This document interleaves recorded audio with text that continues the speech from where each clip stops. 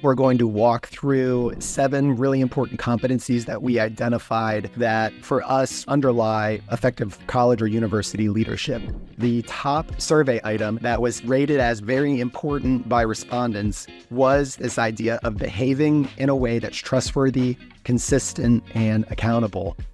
What we heard a lot of was presidents talking about resilience through relationships. And so they were able to lean on a network of peers. They were able to lean on their cabinet. Sometimes they were leaning on their family or a faith community. And that was where they were drawing the strength when times really got difficult.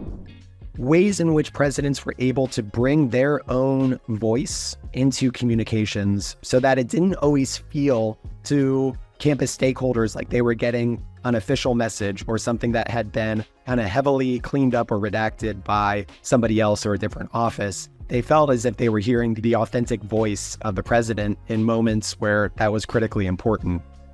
In our study of presidential competencies, we're also talking about individuals that are nested within a team. The relevance of a particular competency for them could rise or fall depending on the team that they had put together. So interestingly, a presidential competency is not necessarily about all of these things that a president can do, but what are the things that a president does to empower a team of experts that they have brought in, that they have hired, that they have in some cases developed in order to help them achieve a set of goals collectively.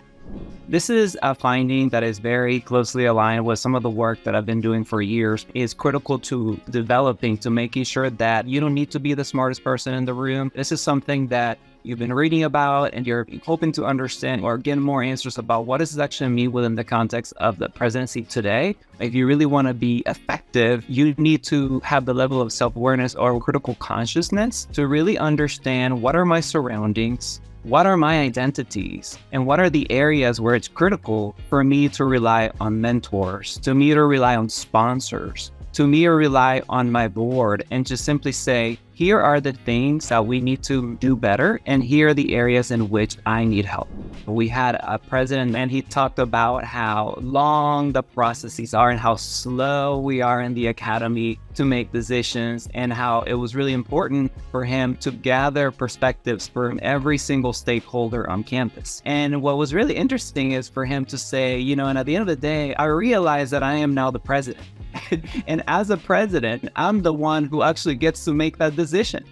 And he almost forgot that he is now in a position where he gets to be that decision maker. But what did we learn about being that decision maker is that it really does take a certain level of courage that is very unique, because as our president shared, you're always going to make decisions that are going to make many people unhappy. But you're going to have to be comfortable to act in the best interest of others.